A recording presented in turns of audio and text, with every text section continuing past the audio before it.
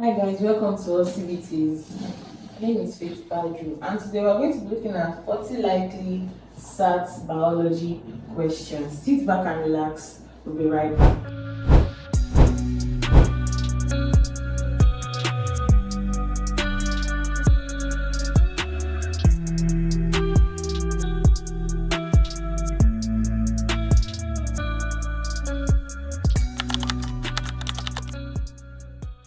Welcome back. Today we are going to be looking at 40 likely SAT biology questions. Now the first question that we're going to be looking at today is which organelle contains its own DNA and ribosomes? A. The Golgi apparatus, B. The lysosome, C. The mitochondrion, and D. The peroxisome. Now out of this one, we are looking for the one that has its own DNA and ribosomes. Now these ribosomes, they are the ones that synthesize proteins, while DNA, that's where the genetic materials is found in the cell. Now know that the Golgi apparatus is the one that packages proteins. It does not have its own DNA, so that's not our answer. Lysosomes, they contain enzymes for digestion within the cell. They don't have their own DNA. But mitochondrion, this is called the powerhouse of the cell. It has its own DNA, it has its own ribosomes, and this is where respiration occurs in the cell. So our answer here is option C, mitochondrion. Number 3, which membrane transport process requires ATP directly? Now, because of the fact that they have put ATP directly, it cannot be diffusion again, it cannot be osmosis again. Because when simple diffusion and osmosis does not need ATP, it can happen on its own, does not need energy. But when this diffusion or osmosis now involves energy, it becomes active transport. That's option D. Number 3, if a cell is placed in a hypertonic solution, it will most likely what? A. Swell and burst, gain water until equilibrium, lose water and shrink, D. Divide immediately.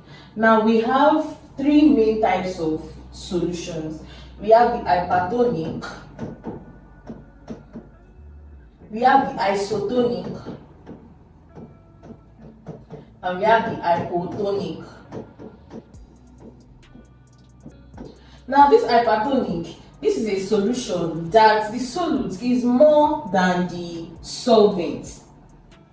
Now isotonic, it is equal, the solvent and the solute, they are equal. For hypotonic, the solvent is more than the solute in that particular solution. So now when a cell is placed in an hypotonic, you know that we said that the solvent, now let's now take an example that the solvent is water. What is going to happen to it? That cell will just continue swelling and swelling and swelling until it gets burst. Now for isotonic, it will just gain water, because don't forget that the solute is equal to the solvent.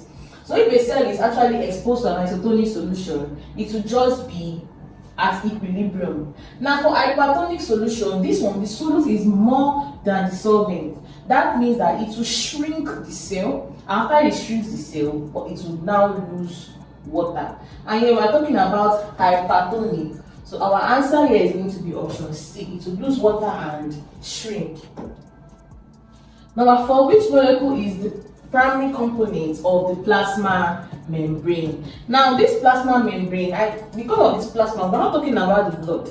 It's either you see it as cell membrane or plasma membrane. They are the same thing.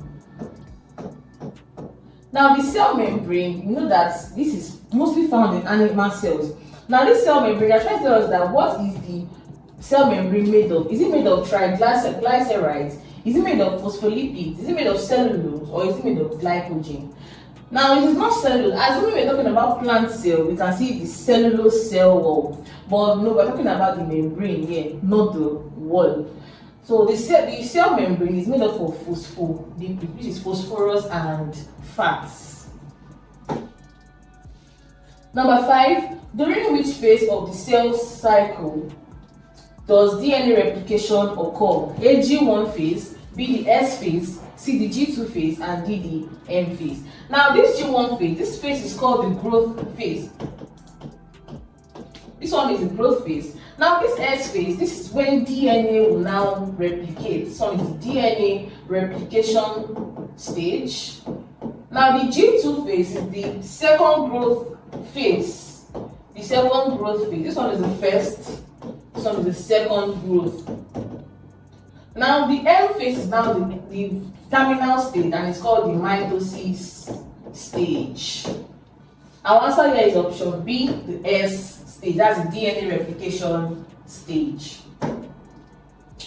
Number 6, crossing over contributes to genetic diversity by exchanging DNA between what?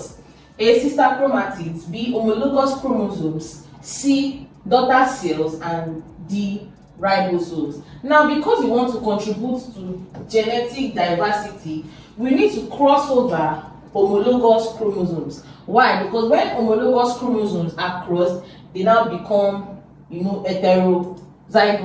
So that is why our answer is option B. It's after they are crossed over, they can now split into sister chromatids.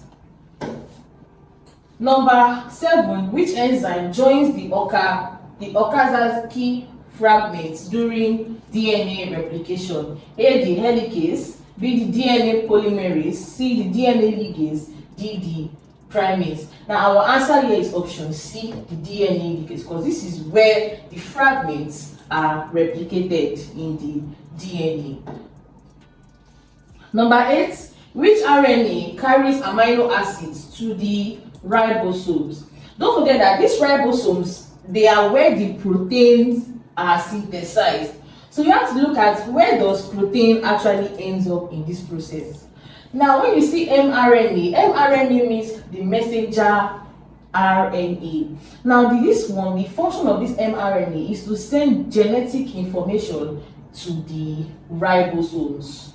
Now we have the tRNA, that is the transfer RNA. Now this one is one that will carry amino acids to the ribosomes. So this first one is genetic information to the ribosomes. This one is amino acids to ribosomes. Now we have the RNA. This RNA is one that is called the ribosomes RNA. Now this one is one that will carry the amino acids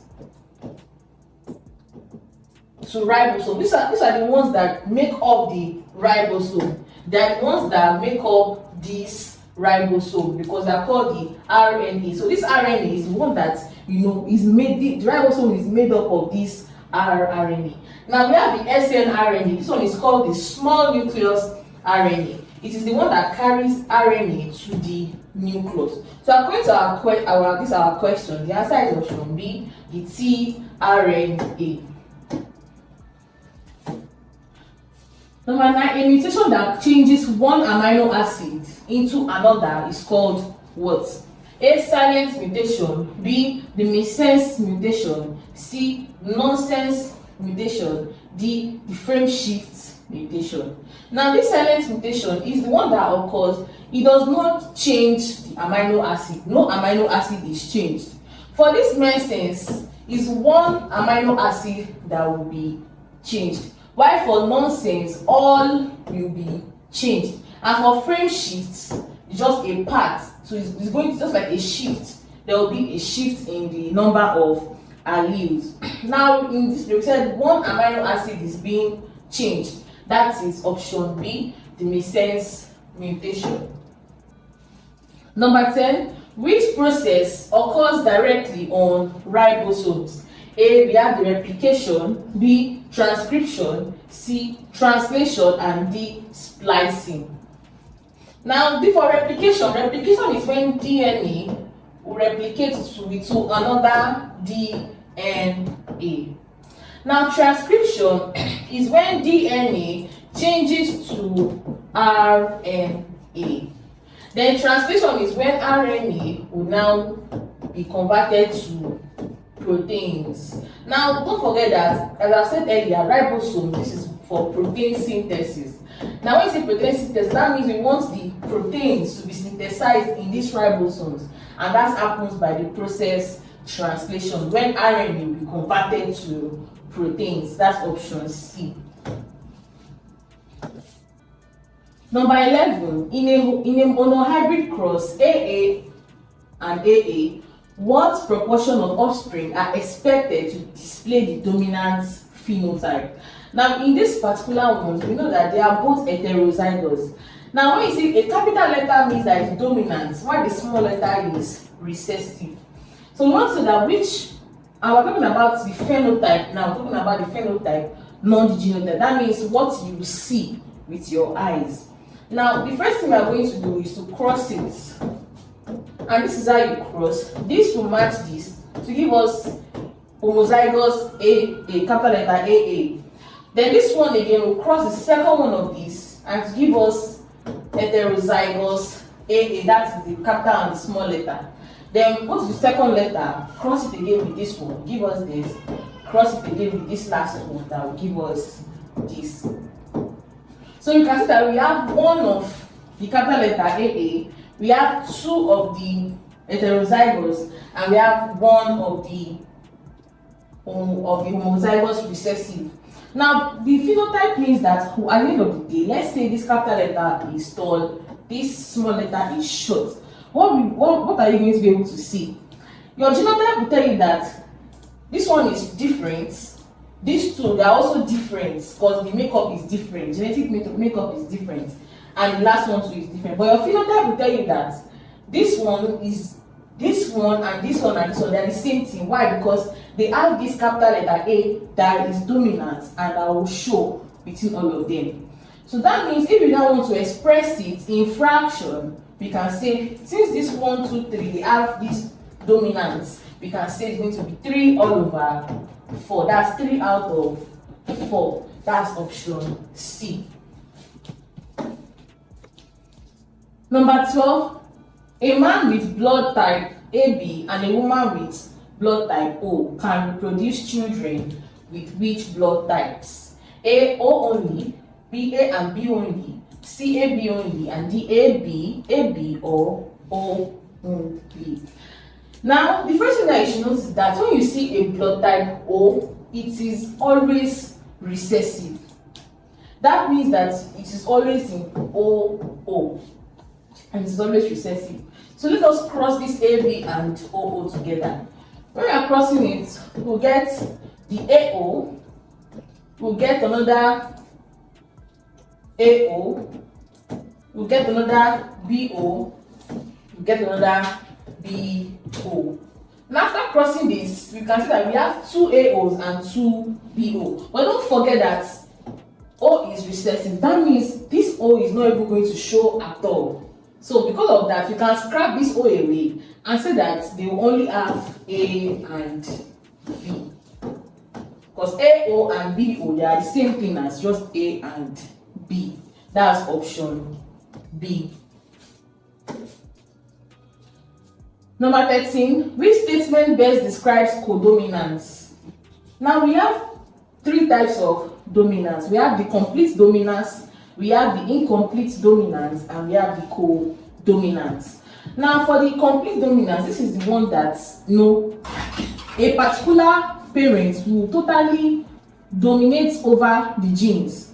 For example, let's say the other flower, maybe one flower is red, another flower is yellow. So the offspring, when this codominance, when the complete dominance happens, let's say the one that wants to dominate is red, that means the offspring will just be red. It will just be that red. Now we have incomplete dominance. That one, it happens to be a blend. For example, when you see that red and you see the yellow flower, when incomplete dominance happens, you can now see a mix of that red and yellow that will give you now see the offspring will now be like orange. Why? Because there's a clash between the 2 traits. Now we have the codominance. This one, what happens is that both of them will just be dominant, and you will see that both of them are showing. You can see red on the flower, you also see yellow on the flower, and it will be mixed. Not that it's not blend, but you see the colors very, very clearly on that flower. So that is likely to option. We have A, one allele completely mask another. No, this one is complete dominance.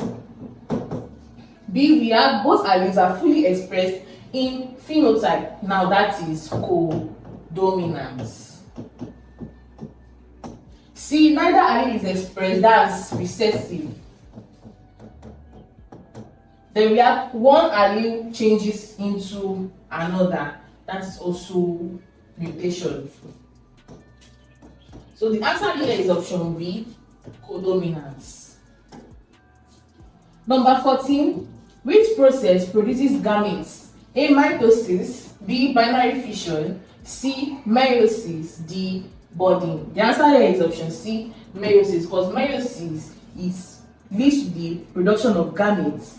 Mitosis leads to the production of body cells. So the answer here is option C, meiosis. Number 15, which evolutionary force is most responsible for random changes in allele frequencies in small populations? Now we have two keywords. We have random changes and we have small populations. Now when you see these two keywords in your definition, just know we're talking about genetic drift. Now most of the times your mind might want to go to mutation because you know that it's just a sudden change. But don't forget that it is a sudden change, not a random change. If you see a sudden change, you're talking about mutation. But if you see a random means by chance, then we're talking about genetic drift. Number 16, which observation provides the strongest evidence for common ancestry? A, similar habitats, B, homologous structures, C, similar body size, and D, similar diets. Now this question, to interpret it, is saying that which of these would tell us that, oh, these particular two organisms or three organisms or set of organisms they belong to the same ancestry, same ancestors, they come from the same ancestors. For example, maybe they are all mammals, maybe they all belong to the aves, maybe this one's, that's what we're talking about. Now you see similar habitats. The fact that two organisms, they live in the same habitat does not mean that they belong to the same ancestors. For example, if you look at snakes, now snakes, they are reptilia, and you look at, maybe let's talk about rats, or then we can talk about rats. Now rats are mammals. Now if you look at those ones, they can both live in a hole, but that does not mean that they have the same ancestors. They don't have the same. One is reptilia, one is mammalia. So the answer is option. So that's not our answer. Now we have the homologous structures. Now this one is talking about that maybe they have there are four, for example, an example of homologous structure. We have the four limbs of, let's say, the four limbs of a whale and the four limbs of a human being. Now we know that the whale and the human being, they both belong, they are both mammals. Whale is a mammal, human beings too are mammals. So this structure can tell us that it can actually talk about common ancestry. Now we have similar body sizes. No, it does not matter. Similar diets, because one organism is herbivores and another one is carnivorous, does not mean, or maybe two of them are even herbivores, does not mean that they both belong to the same ancestors. So the answer here is option B, homologous structures. Number 17, which kingdom contains organisms that are exclusively prokaryotic? Now what does prokaryotic mean? When you hear prokaryotic, we're talking about they don't have any true nucleus. It means that the content that is meant to be in their nucleus is just scattered around the cytoplasm. Now and this is exclusively the bacteria, or we can say the Monera kingdom. That's option D. Hi, I'm sure you enjoyed the video you just watched. To see more content as that, prepare you for your upcoming exam, make sure to smash the subscribe button and turn on notification. Also, remember that you can use the comment section to send us your questions or your inquiries, and we are happy to take them. I'll see you in the next video. Bye.